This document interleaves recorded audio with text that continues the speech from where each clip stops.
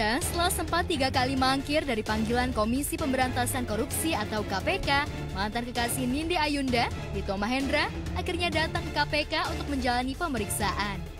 Dito datang ke Gedung Merah Putih untuk diperiksa sebagai saksi atas kasus dugaan tindakan pidana pencucian uang atau TPPU yang menjerat mantan Sekretaris Mahkamah Agung Nur Hadi. Dito tiba di gedung lembaga anti rasuah itu pada pukul 9.00 waktu Indonesia Barat dan meninggalkan gedung KPK pukul 14.10 waktu Indonesia Barat Senin kemarin. Usai menjalani pemeriksaan oleh tim penyidik KPK selama 5 jam, Dito memilih bungkam dan bergegas meninggalkan gedung KPK seraya menghindar dari kejaran awak media. Tidak ada sepatah kata pun yang keluar dari mulut Dito.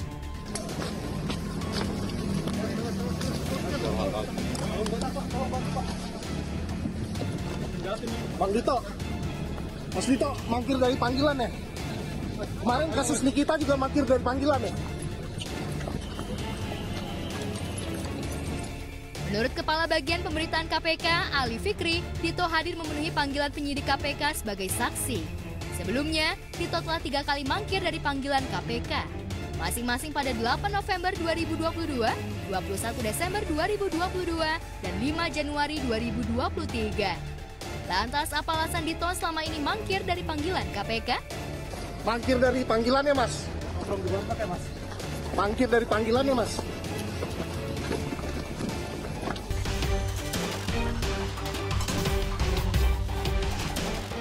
Untuk saat ini, Dito baru 1 kali mendatangi gedung KPK untuk menjalani pemeriksaan sebagai saksi.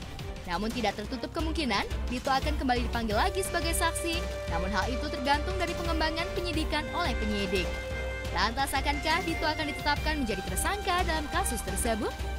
Ya, jadi betul ya terkait dengan penyidikan dengan tersangka NHD, ya, mantan Sekretaris Mahkamah Agung. Sebagaimana yang sudah kami kemarin sampaikan, kami memanggil saksi Mahendra Dito Sampurno untuk hadir di Gedung Merah Putih KPK, dan hari ini tadi pagi yang bersangkutan telah hadir di Gedung Merah Putih KPK dan telah selesai dilakukan pemeriksaan ya oleh tim penyidik KPK gitu ya. Nah, apa yang didalami antara lain terkait dengan pengetahuan dari saksi ini mengenai dugaan aliran uang ya.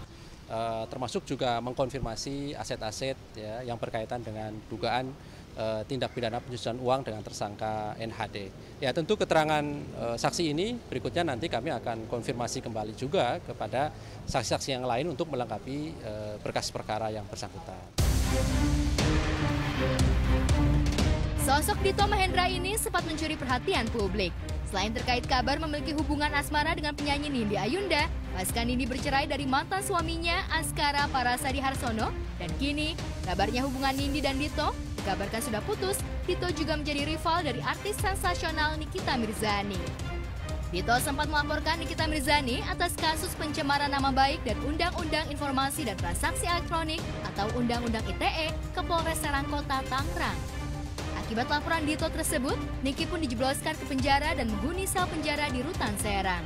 Hingga akhirnya Majelis Hakim Pengadilan Negeri Serang Kota membebaskan Niki karena jaksa penuntut umum tidak dapat menghadirkan si pelapor Dito Mahendra di persidangan.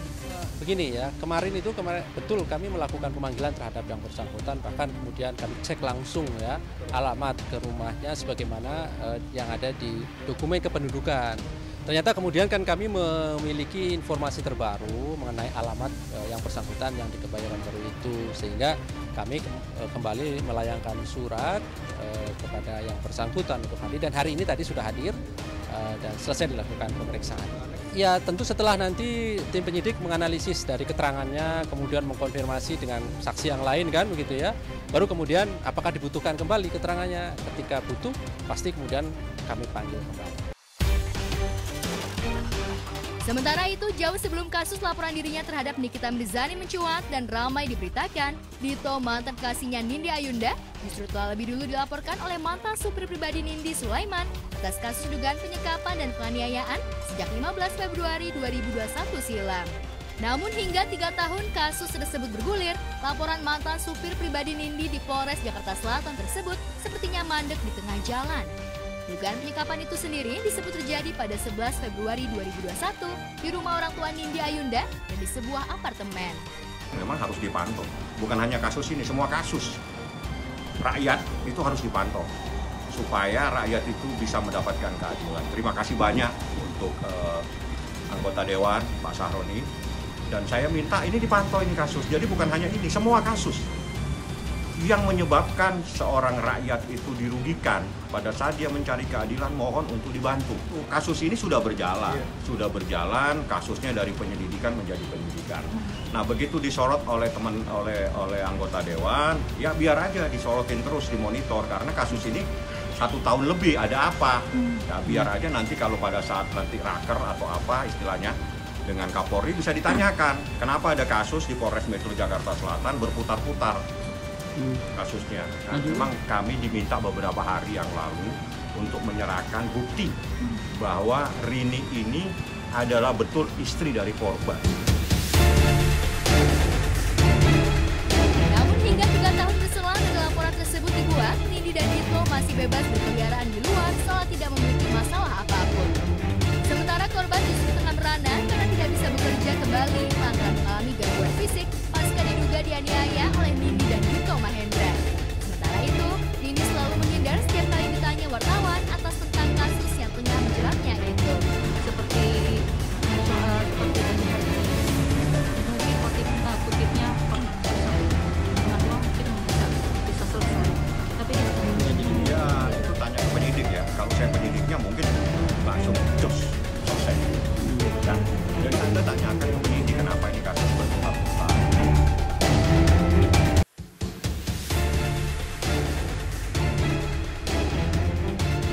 Beralih ke kasus perceraian, rumah tangga mantan personil grup Trio Macan, Lia Ledista dengan suaminya berada di ujung perceraian. Ya, Lia mengajukan gugatan cerai pasca suaminya yang sudah bersamanya selama 7 tahun di rumah tangga ditangkap pihak kepolisian atas dugaan korupsi. Lia yang didampingi kuasa hukumnya Deoli Payumara mendatangi Pengadilan Agama Jakarta Selatan untuk mendaftarkan gugatan cerai terhadap suaminya Muhammad Munawir Najib. Agenda hari ini saya Deoli Payumara sebagai kuasa hukum dari Mbak Lia. Mbak Lia ini akan mengajukan gugatan cerai oleh istri kepada suaminya. Gugatan cerai ini namanya cerai gugat ya. Cerai gugat ini tentunya kita harus menyampaikan ke panitera dulu pendaftaran. Tapi biasanya ada yang namanya forum konsultasi di dalam Pengadilan Agama, konsultasi sama konseling kan gitu kan. Nah, tapi kita sudah siapkan semua dokumen-dokumen pendukung sehingga nanti mudah-mudahan bisa langsung dikonselingkan di panitera konseling ya di Pengadilan Agama. Ini agenda kita pada hari ini. Mantan personil grup Trio Macan ini menggugat suaminya yang bekerja di salah satu bank pemerintah itu karena ditangkap kepolisian atas dugaan korupsi uang bank senilai 27 miliar. Menurut Lia, uang tersebut digunakan suaminya untuk bermain judi online slot. Yang pertama, yang memang harus dibuka ya, kalau alasan cerai karena selingkuh tidak ada, alasan cerai karena lain-lain tidak ada. Kenapa?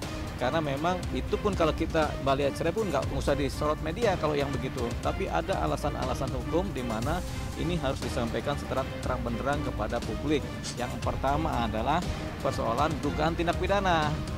Suaminya Mbak Lia ini diduga melakukan tindak pidana korupsi di kantor tempat dia bekerja, yaitu di Bank BRI di wilayah Sulawesi Utara, tepatnya di Kota Tondano. Bank BRI cabang Kota Tondano. Apa yang dikorupsi? Uang senilai 27 miliar dari kasnya Bank BRI, diambillah itu uang itu. Dipakai buat apa? Buat main judi. Judi apa? Judi slot.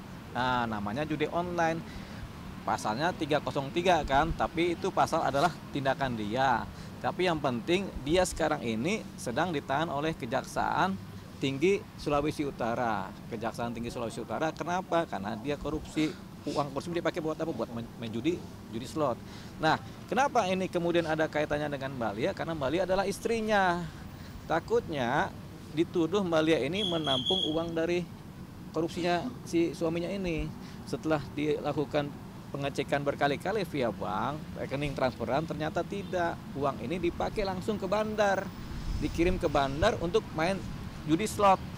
Slot pertama untung, slot kedua rugi, slot ketiga rugi, habis uangnya dipakai main judi. Inilah kerugian kalau judi online ini ada di dunia ini kan. Ini suaminya sekarang sudah ditahan Kejaksaan tinggi kota Tondano di Sulawesi Utara ya. Di sana udah ditahan. Jadi ini dia. Ini cerai ini dalam kaitannya untuk menghindari posisi-posisi yang tidak menguntungkan buat Mbak Lia. Yang kedua, karena ini Mbak Lia juga sudah banyak dibohongi oleh suaminya. Suaminya pakai uangnya Mbak Lia, bilangnya buat urusan-urusan kantor, ternyata dipakai juga buat judi. Jadi habis uangnya Mbak Lia. Terakhir yang uang buat program hamil, Ya. 100 berapa gitu, 125 juta atau berapa, itu habis pakai judi bulan Maret. Lia menjelaskan jika selama ini ia sudah berkali-kali memberikan kesempatan kepada suaminya yang hobi bermain judi online slot untuk insyaf dan tidak mengulangi lagi kegemaran berjudinya itu. Namun sudah berkali-kali dimaafkan, namun suaminya masih tetap bermain judi lagi. Hal itulah yang membulatkan tekad Lia untuk bercerai dari suaminya. Lantas benarkah Lia juga menikmati sebagian uang 27 miliar uang yang dikorupsi suaminya tersebut? Menyerah karena ini kan sudah bukan kesalahan sekali dua kali. Sebenarnya saya juga nggak mau ngebuka alasan kenapa. Saya cuma Bang Deo minta tolong biar cepat cerai gitu. Kalau udah cerai kan saya enak nih mau ngelangkah ke depannya, mau berkarir lagi, mau ngapain gitu. Tapi karena namanya kan kalau saya kan memang bukan mantan public figure lah, katakanlah udah vakum gitu. Jadi ada hal-hal yang harus saya jelaskan juga karena keluarganya juga menteror saya terus. Jadi awalnya saya nggak mau buka, kenapa gitu, cuma biarlah orang bilang mikir kita selingkuh lah atau karena orang ketiga atau karena apa ya, saya nggak apa-apa, nggak masalah. Saya nggak pernah, saya di sosmed pun saya nggak pernah menyebutkan aib suami saya cuma bilang kita berpisah bla bla bla gitu. Jadi galau yang masih, makanya semua orang pada bilang selingkuh kan, mungkin selingkuh, mungkin ada karena kan rumah tangga kebanyakan kalau nggak selingkuh KDRT gitu kan, tapi aku kan baik-baik saja nggak KDRT gitu. Jadi pas keluarganya neror terus menerus, akhirnya saya bilang, Bang Deo, saya nggak kuat ini, setiap hari saya di WA-in mulu, di DM-in mulu, kayak seakan-akan saya ini yang berbuat, seakan-akan saya ini yang salah gitu loh dalam hal ini, karena saya diem, saya nggak cerita ke orang-orang kenapa penyebab saya cerai, saya yang dihujani sana sini, dihujat sana sini. Ya iyalah artis kan kawin cerai gitu-gitu segala, mereka nggak tahu. Akhirnya Bang Deo bilang, ya sudah, nanti kita harus buka, mau nggak mau berarti kita memang harus buka kebenarannya seperti apa, masalahnya apa. Kita ya dalam hal ini kan saya nggak berhak mengomong kan, karena Bang Deo intinya saya pengennya cerai udah gitu. Saya bilang untuk saat ini sampai perceraian saya selesai, tolong jangan ganggu saya dulu, saya mau fokus sampai masalahnya kelar. Nanti kalau saya sudah punya sertifikat lah kata bahasanya ya, bahwa saya memang sudah bercerai dari beliau, saya pasti datang ke mama, ke keluarganya dia, minta maaf dan terima kasih selama 7 tahun ini sudah menjadi keluarga saya, menggantikan orang tua saya. Tapi nanti setelah akta cerai keluar gitu loh, jangan sekarang saya diteror setiap hari. Saya sudah cukup stres gitu loh dari teman-teman saya yang di bank-bank lain, istri-istri teman saya yang di bank-bank lain itu kayak, kenapa Mbak Lia, mereka semua mengira suami saya selingkuh gitu. Saya masih diam, saya enggak kok, enggak selingkuh, saya bilang gitu, enggak kok, kita memang enggak bisa bersama gitu. Itu dari saya pindah ke Jakarta sudah diteror sih sama keluarganya. Dia meminta maaf kalau selama masalah ini dia mungkin sudah 1 bulanan nggak mau komunikasi sama mama karena ya nggak bisa gitu, pasti dia nangis gitu. Tapi dia tetap sayang sama mama karena mama yang nganggap dia kayak keluarga, kayak anak sendiri. Cuman minta maaf kalau memang masalah ini bikin mama sakit, minta maaf kalau masalah ini bikin kita jadi kayak renggang gitu. Tapi saya juga pengen mama mengerti apa yang dia rasakan, karena mama paling dekat sama dia kan. Mama lebih dekat sama saya daripada sama anaknya, makanya mama tahu banget gitu. Saya minta dari keluarganya untuk mengerti posisi saya saat ini. Mereka kemarin saya dibilang nangis buat pansos, enggak, pansos apa, saya jadi siapapun yang ngejalanin saya pasti nggak mungkin kan nggak nangis ya, kan hubungan sudah 7 tahun gitu kan. Ada saya mau niat mau pansos dengan masalah saya nggak ada. Saya bilang sama Bang Deo juga awalnya nggak usah diungkit ya Bang, nggak usah media ya Bang, biar cepet aja gitu. Tapi karena memang Bang Deo karena tahu saya diteror seperti itu ya harus diungkap kebenarannya gitu. Nggak ada niat sama sekali untuk menyakiti keluarga mama. Jadi Lia minta maaf, nanti insya Allah suatu saat Lia akan datang ke rumah mama, nanti Lia minta maaf langsung sama beliau. Ya. Alih-alih ikut menikmati uang yang dikorupsi suaminya yang mencapai puluhan miliar tersebut, Lia justru mengaku kalau selama menikah, ia hanya mendapat uang 3-5 juta sebagai jatah uang bulanannya setiap bulannya. yang paling baru aja ya, kayak yang paling baru itu kayak yang Lia, lu tuh diam keluar di luar, laki lu tuh gini-gini, makanya seakan-akan tuh aku tuh yang salah gitu, kayak ngomong-ngomong dia, aku nggak ada loh, silakan dijadi buktinya, saya nggak pernah ngungkapin suami saya begini-begini, nggak ada, terus kamu tuh jangan gini-gini, kamu tuh kayak nggak boleh ninggalin dia, intinya kan saya nggak boleh ninggalin dia gitu kan, tapi kan nggak semua orang bisa ngejalanin kayak gini. Jangankan, dan dia itu selalu beli apapun atas nama dia, mau beli rumah, mau beli mobil, mau beli motor, pernah sekali dia beli atas nama saya, tapi kan udah dijual dia udah tahun 2 tahun yang lalu.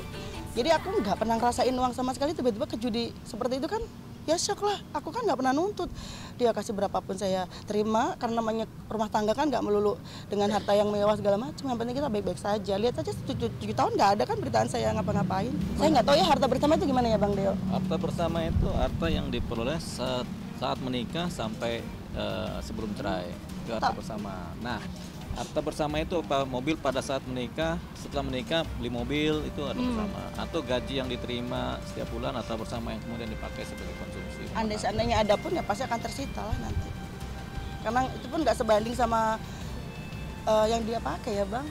Ya. 27M sama paling rumah berapa sih gitu kan, tetap nggak. Ada pun saya nggak pengen juga sih, dia nggak pengen. Saya pengennya cepet-cepet selesai, cepet-cepet cerai, dan mau meniti karir saya lagi ke depannya.